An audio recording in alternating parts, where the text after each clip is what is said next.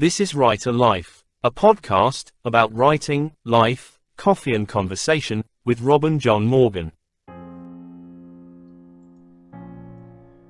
Hello and welcome to another episode of Writer Life.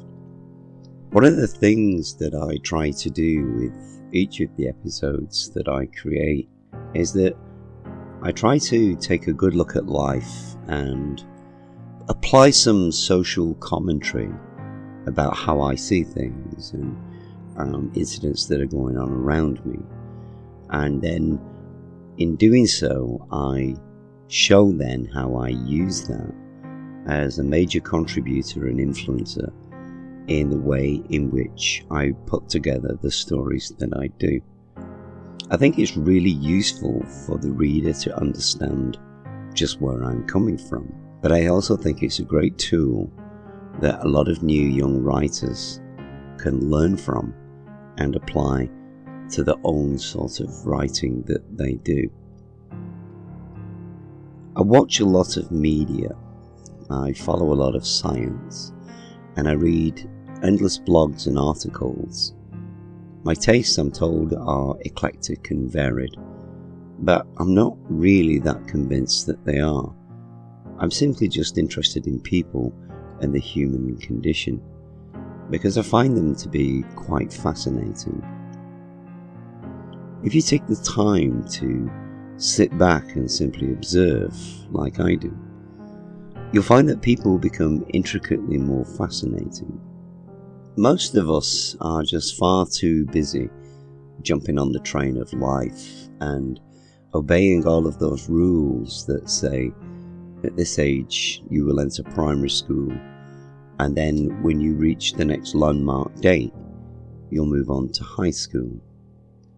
And with each age marker you move up like an escalator, following the path of life through college, university, going into the work pool, and then getting a mortgage, getting married, having children, retirement, and death. It's almost like some blueprint to life that we're all handed the day that we are born. And society is built on that very, very principle. Each age and task in life is marked and ticked as you move onward in what has been deemed the right way to live a life. And yet there are those who look at life like I do, and they question as to whether this is right or simply a way of distracting us, keep us from what is the modern age slavery of the machine of compliance. I can remember being told as a kid, if you get a good education, you'll have a great job for life. And if you do, then you'll achieve great things and live a happy life. It is a lie. Just another con to keep people on the treadmill of life. Most jobs are actually gone. Manufacturing has now been farmed out to China or other third world countries because labour is cheaper. And even call centres, which have grown in the last 10-15 years, are now under threat from AI. Houses are now so expensive, no one today under 30 has absolutely any chance of buying one. The banks are deserting our high streets and going online, making it impossible to talk to anyone at a local branch. And even the till girl in the supermarkets is now being replaced with a machine. We're now the press 1 for service, 2 for that service generation, with no hope of ever talking to a human to make a complaint or ask a question. Personal service is now dead as we talk to machines, and our lives are allegedly made easier and simpler by not being asked too many difficult questions, as we are told, do not worry, we have your best interests at heart, whilst people are ignoring us. I remember back in the early 1970s having my first high school maths lesson, and it was how to read a gas meter and work out your gas bills in advance, so you'd be prepared and, if needs required, could budget better for a bill's arrival. At school today, most 11-year-olds cannot even read a clock. They rely solely on the digital display on their phones. Most of the new generation cannot read cursive because they've been educated now to only print letters, not join them together.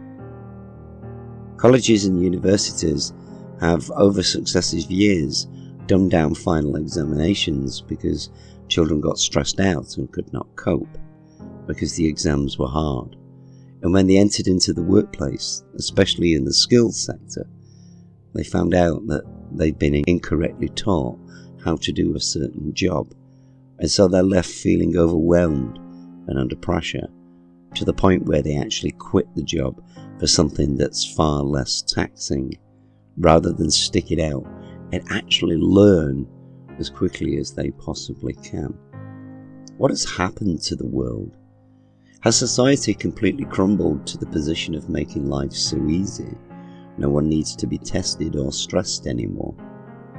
Everyone appears to be offended or depressed, and as I watch the world, I see this batch of young people who are younger than myself, who appear fragile and almost like clones of each other, all carrying the weight of the burden of society like some sort of inherited anxiety handed to them with their diplomas and their participation awards. Kids today are told you deserve everything, and if you're denied, whoever is doing it is evil. And that includes the parents who say no. If a person does not agree with your viewpoint these days, rather than debate it with you, they will scream in your face and call you a fascist, and be completely oblivious of the fact that it's actually their behaviour which is oppressive, not yours. No one can cope. Everyone is in therapy, sitting on couches reeling out all of their issues, and yet doing nothing really to change. They just get their 1 hour of attention each week with the one person who listens, and then spend the rest of their week doing all the same things that made them depressed in the first place. Nobody wants to be cured. They just want to be managed.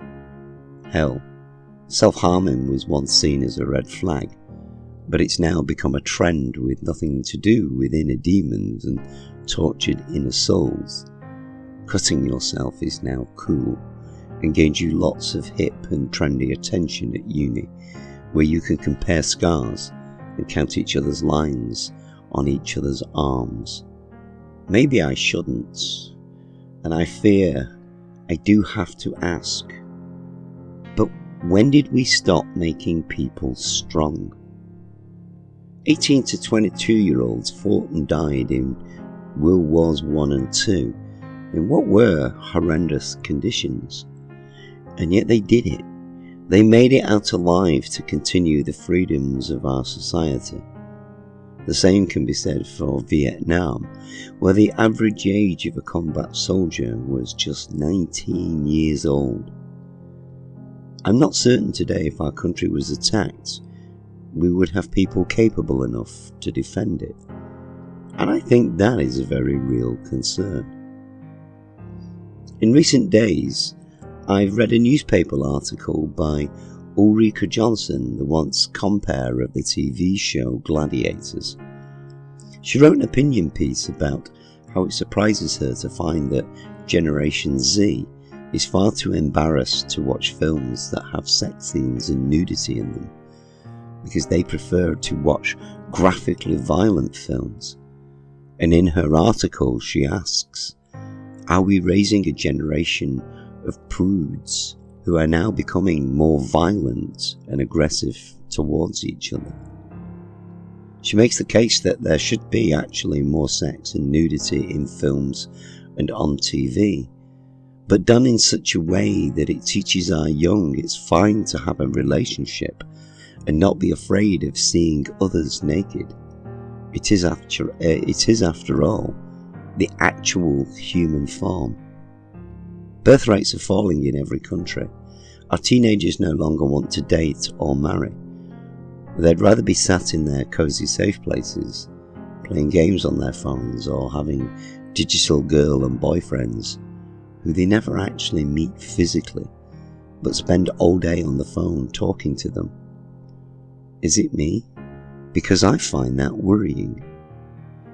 Japan now sells more diapers for incontinent old people than it does babies.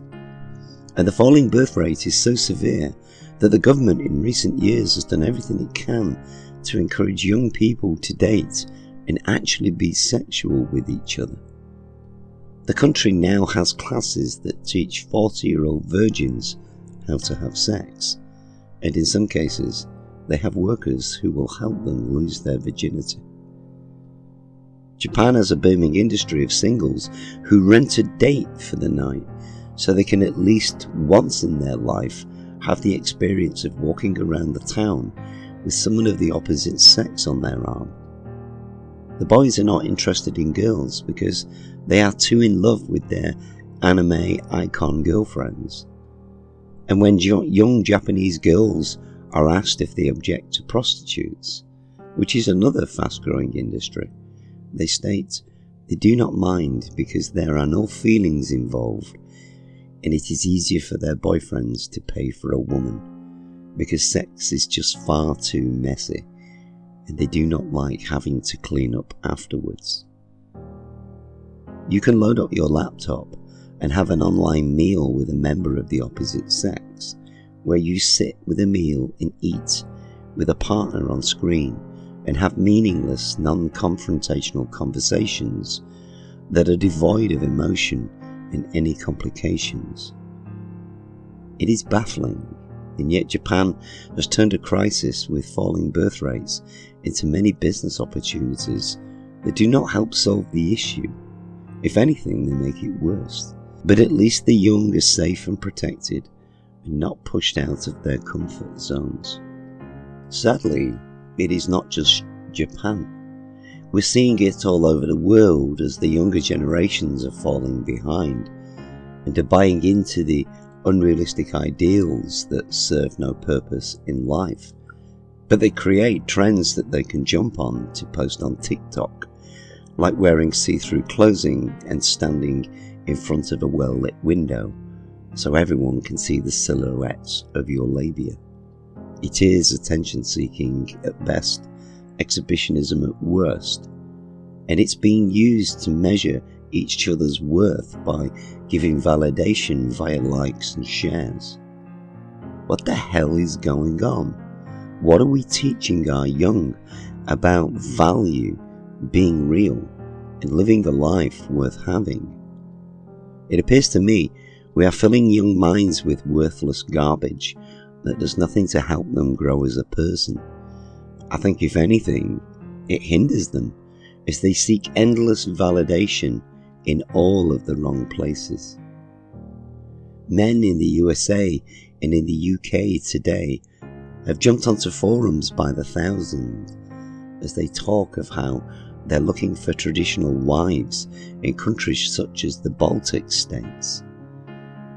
Because the women in these regions are traditional women, and how the women of the UK and the US are so filled with their postmodernist female rhetoric and have become so high maintenance. Men have given up on homegrown women and they've decided now to marry abroad. It makes the mind boggle, and even though I've stayed current with all of these subjects, I find I'm now asking more questions than I actually get answers. Is the world slowly imploding? And is society now just on fire and burning? Knife crime is soaring amongst teens. Most of them now carry weapons because they've been so desensitized to violence, they feel nothing when they stab someone. It is their new go-to. Just shove a knife in and have done with it. My son did have a teenage friend who carried a hammer he hit people with. He called it Delilah and was so proud of the bloodstains on its handle. And the police were aware of it, and yet they did nothing. what the hell is going on in society today? Because from where I'm sitting, it feels like every society on earth is crumbling into slow decay. I was out shopping the other day with my wife, and like always, I was taking note of everything. And something occurred to me because I really had not thought about it before. All of the younger generation now look the same. There is actually very little difference between them all. They all wear hoodies and pants that are black. They wear baseball caps and scarves around their necks that they can pull up over their faces to avoid being identified. There's a distinct lack of colour, especially in male clothing. It appears now everything is black, grey, or dark blue. It is almost like today everybody wears the uniform of a potential criminal, because this is also the most quoted description of a robbery or assault perpetrator. We have no subcultures in our youth anymore. Where are they? What happened to create kids who are all identical? Is there some new rule I'm not aware of that's been slipped into society? My youth was filled with subcultures. I hung out with hippies and denim-clad rockers, but there were also bikers, mods, punks, new romantics, goths, skinheads, and even a few teddy bears left over from the 50s. All of us were unique in our appearance, and yet we were marked by certain features that could inform everybody of our beliefs, our music choices, fashion sense, and especially our attitude. We were so distinctly obvious you could tell us apart, and somehow all of that has gone now.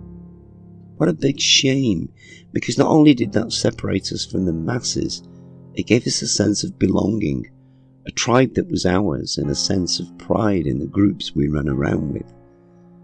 But that is just no more, and I miss it. I miss the colour, the variety, the many different hairstyles, and even that camaraderie of opposition that we all had with each other. And the grown-ups, to be honest, they're no different. It's all now about leisure and sportswear. Adults walk around wearing tracksuits, jogging bottoms, and football club shirts. And again, they've all become clones of each other, with different shades of feminine colours, which are now mainly centred around pinks and pastels. I can remember in my youth shunning the older generations for their suits, shirts and ties, and yet it really is not that much different today. The style is the same, it's just the fashion is different, it's changed. And when you consider the puritanical views of our younger generations, it's almost like we've slid back from the modern times into some sort of pre-war, no sex please, we're British kind of mentality. It appears to me that for some time, that somewhere, someone has been making choices that are influencing the masses, and either they are very mega powerful and have no dress sense, or this is all very deliberate and has been planned, which in itself is actually quite a scary idea. We already have seen in recent times how pervasive social media censorship is, and how these huge multinational companies do indeed control a wide majority of the narrative that really does influence the population. I actually find it quite alarming that a small group of individuals, all of whom appear to be billionaire owners of social media platforms, have suddenly become the moral conscience of the world, which is also determined by whichever political party allows them to rip away our privacy and mine our data for more profits at their own convenience. The media, again, I've spoken about already, and how it does influence opinion and life choices. But is there really some form of organised plan to lower the population and create a system so influential it can literally dictate how people now live? Okay, so, this is not a new thing. We've seen this before. Propaganda has been around for a very long time, and it works very efficiently. One of the greatest examples would be that of Germany in the run-up to 1938, where the Nazi Party literally won the publicity war and changed the whole of the Germans' thoughts on the rest of the world. And that led to conflict and a Second World War. During that war, even Britain and America used propaganda. And it was indeed Rockefeller who owned most of the American media at that time, in a plan with the British that actually convinced the whole of the American nation, who did not want a war, that they should indeed join in. Where the British deliberately knew a ship filled with Americans was going to be attacked by a German submarine, and in league with Rockefeller, they did nothing to prevent it and allowed the boat to sink, taking many, many American lives.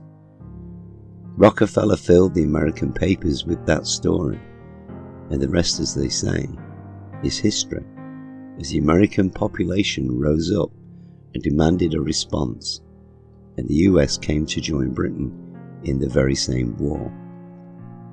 I see a lot of things going on at the moment, and I do feel people are being led towards a greater degree of control in which their lives will be nothing more than domestic slavery, living in their own homes. There are elites in this world who are dictating the terms of life, and I ponder as to whether the way we see our children today is not a part of some bigger plan for more worldwide control. We see the WHO at the moment debating whether countries should give up their sovereignty in order for a world pandemic response policy after the events of 2020. And the United Nations is certainly being very influential in its educational policies on gender and sexuality in schools, where young kids are taught men can have babies, women can have a penis, and it's okay not to be you, and spend the next 20 years going in and out of hospitals as you undergo your gender reassignment surgery. Now, of course, I cannot talk on this subject without mentioning the WEF, who talk of banning meat, petrol and diesel cars in favour of electric Uber-style vehicles that will be self-driven around 15-minute cities. All of these organisations are made up of unelected bodies. We had no say in who rules them, who are now dictating the terms and conditions for life. And they appear to be influencing governments worldwide towards a social credit-like China system as part of a one-world government. I cannot deny that really does concern me, as more and more of us are being driven towards some form of dystopian reality in our daily lives that are becoming more and more digital, with the prospects on the horizon of central bank digital currencies, carbon footprint trackers, digital ID, and even digital medical passports, which I see as all of the tools of control and a form of modern digital slavery.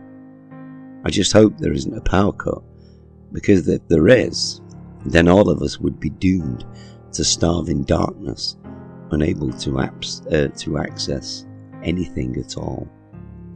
It really is all very dystopian, and yet there's something very lacking, which is of my greatest concern. For in order to have all of this even relate to any kind of story that has ever been written about power and control, we're actually lacking one very vital and very, very important ingredient. So I ask the question, where are the rebels, the revelers, and the revolutionaries? I come from the Gen X generation. We forged our way forward with a we don't give a shit attitude. We toughed things out and feared no form of confrontation, and we could not be controlled. So what has happened to the legacy that we left in our wake? Why is it that none of the generations since have taken up the mantle of my generation and pushed the boundaries even further? My generation was into freedom, independence, and living to the max. We were the authentic sex, drugs, and rock and roll all the way generation. And to be honest, we still pretty much are. We're still very free-spirited, even though we've aged. And we can remember those heady days of wild parties and having fun whilst only in our teenage years. I think something has gone very wrong if the young are not willing to rise up and challenge the status quo, but are actually quite happy to become compliant and fall into line. And to be honest, I talk with my friends who are my generation, and we're feeling pretty disappointed at the moment with Gen Z, who appear to have no free spirit at all in them. What the hell has happened to them? They're happy to jump on the sexual diversity bandwagon, but it's all theory and no practice. I cannot deny, I feel it really is a little bit of a letdown. My son whines that his generation are broke. Well, guess what? So was mine. Wages back then, actually, compared to now, were peanuts. But we did not let that stop us, because we were resourceful and determined. So one way or another, we found a way to get off our arses and work things out. My son sits and whines how hard it all is. And yes, it is. But that's not the point. If you want something bad enough, you find a way. That's what we were taught, and that's what we did. My kids would rather sit on the couch and look at their phones. I mean, that's it. That is their life, and it boggles the mind. Hell, I'm the author of the Curio Chronicles that charts the life of teenagers who are determined to live life on their own terms and challenge the older and controlling Marjorie and all of her cronies, but not submit to them. Why are my kids not at all influenced by me as their parents to actually get out there and forge a path of discovery like I did?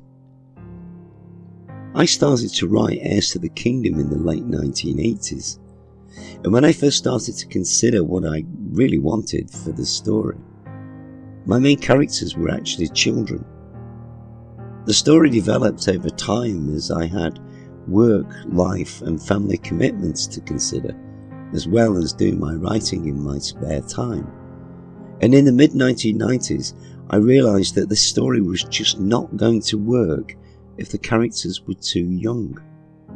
To be honest, I needed teenagers who would be daring enough and rebellious enough to take on the challenge of hunting down the heirs to the kingdom. And it was at that time that the lead character of Robbie became 17, right on the verge of 18, and Runestone was 16, on the verge of becoming 17. It had to happen because the characters had to resist control and be determined to fight through all of the barriers and hurdles to achieve their objectives. Young people, traditionally, are supposed to be adventurous, daring, and prepared to go out on a limb as their curiosity overtakes them, and they search out their answers whilst going on big adventures. I mean, just look back to the past. Literature is literally filled with them. I grew up with them, which is ultimately why I gave my own characters a similar age group. I mean, it boggles my mind. I can just sit here now and think back through all of the classics that we've read in our lives.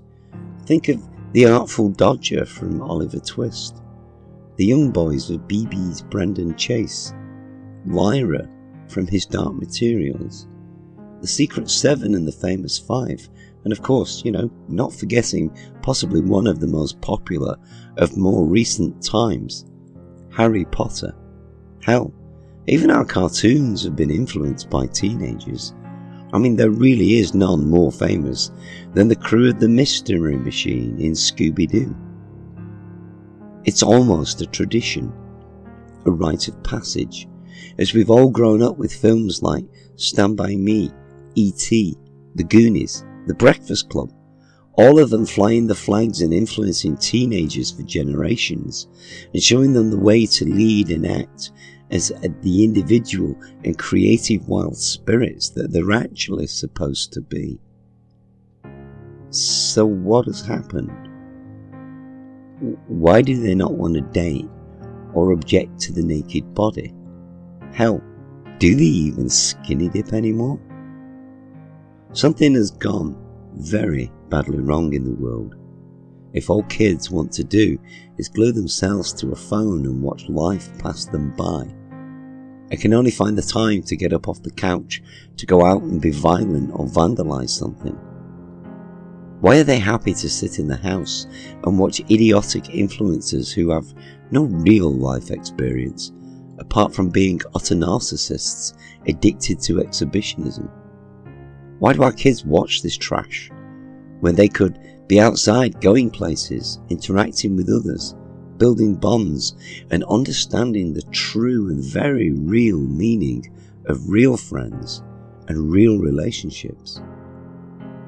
I built the Curio Chronicles around a group of teenagers who challenged the narrative and carved out a place for themselves.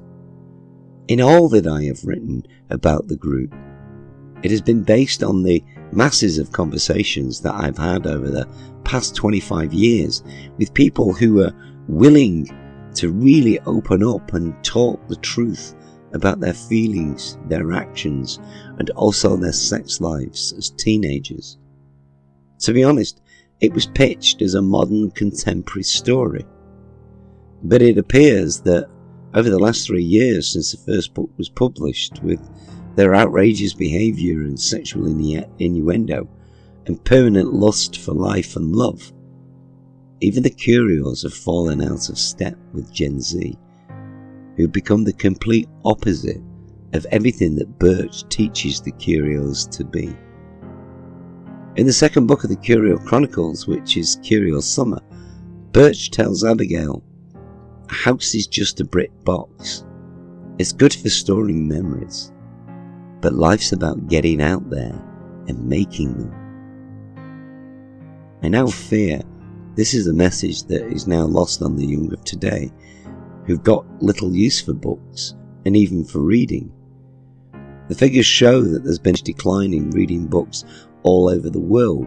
The schools and institutions these days appear to be far more concerned with banning books or printing trigger warnings on their covers so as not to offend the delicate masses. And with each successive year, the list of books being banned and taken off shelves is now growing longer. In The Picture of Dorian Gray, Oscar Wilde writes, "The books that the world calls immoral are the books that show the world its own shame." We're so quick these days to hide the truth of life from our young. History has not always been pleasant. Mankind has committed great acts of evil, but it's also committed great acts of good. And yet somehow, today's young have been sheltered from it because it is now deemed inappropriate for young minds. I saw the shame of the world when I read To Kill a Mockingbird, aged 11. It's now a banned book in schools. And trust me, I can tell you from experience, from that one book, I understood racial prejudice, and I vowed I would always treat people with the same respect regardless of their colour. And that was just under 50 years ago, and I've stuck to it ever since. Why are we protecting young minds and not giving them a chance to see the world with their own eyes so that they can fully experience reality instead of sitting at home watching a screen with an influencer who is portrayed as having the perfect life as they edit together only the good moments of their whole week into a 20-minute soundbite so that our young only witness what is the perfect unflowed life? Why not show them all of it? The bad, the mess, and the broken days of tears and anguish that influencers go through, just like the rest of us. Wouldn't that be a better way of teaching our children how to cope and deal with life? The world for the young is no longer real. The layers of protection we surround them with and the bullshit we feed them through the various forms of media and gaming is manufactured and desensitized, and it's actually doing an awful lot of damage emotionally and mentally. We're creating successive generations of frightened, easily triggered, anxious robots who fear the outside world and have been conditioned to plug into their digital dummies. I mean, because, that's what their phones have become. Pacifiers to get them through the day. We're not doing our job of creating new leaders, innovators and explorers who crave adventure and feed off life. And we have a whole new generation of badly educated non-achievers, incapable of facing life on its fullest terms, or even taking a risk that will not only change their lives, but possibly could change the lives of many others. I look at the book world today and I see authors of high standing who come from my generation or from around the same decades as me. People like Stephen King, Neil Gaiman, Philip Pullman, and J.K. Rowling. All of them were influenced by their vastly creative minds that were based in their childhood and their education. And I have to ask myself, what will the next generation write about? Because they've not really lived to have enough experience to write from their own life experiences. Or they've hidden themselves away or been sheltered from the harsh lessons of life. What will the future's books look like? To be honest, at the moment, they're sounding quite boring. I was taught at a very early stage in life that we're all masters of our own existence, and we could all have our own life and have our own style. And I'm not sure that is actually true anymore, as the rich and powerful go out of their way to control and indoctrinate the masses to no longer think for themselves or strike out and live life to its fullest. Klaus Schwab tells us, we will own nothing and be happy. And looking at the world at the moment, he may very well get his own way, because it's looking more and more likely. Because let's be honest, who exactly is going to stand up and fight against that? It's certainly not the young like my generation did. It all feels very real to me, and the cages of control are slowly moving in, and our young are walking freely into their own self-imposed slavery, where they will remain locked at home in their 15-minute cities and tied to their digital devices, living life vicariously through the lens of a screen, so as not to waste their carbon credits, and not understanding the true beauty of a real living adventure in life with real friends and actual lovers. It all feels very dystopian, and I fear for the future because it feels like it's dimming for all of us unless somebody actually finds the will to stand up and fight back. As I sit here, I cannot deny there's actually a part of me that wants to be young again so that I can blaze a trail to lead others like my own generation did through the 60s and 70s. We need a new Gen X because the young lack leadership, and maybe that needs to start with a new cultural revolution where the young actually believe in something of value and take it to the streets to make a new and better world. Now that would be worth live streaming. If you've made it this far, thank you very much for listening today. And I hope once again it's just planted a few seeds of thought that hopefully will germinate and have you sat cogitating at some point over the things that I mention. I do feel at the moment society is very stagnant, which is why I want to address these issues. Because at some point, I will write something that fits in with this narrative in one of my stories.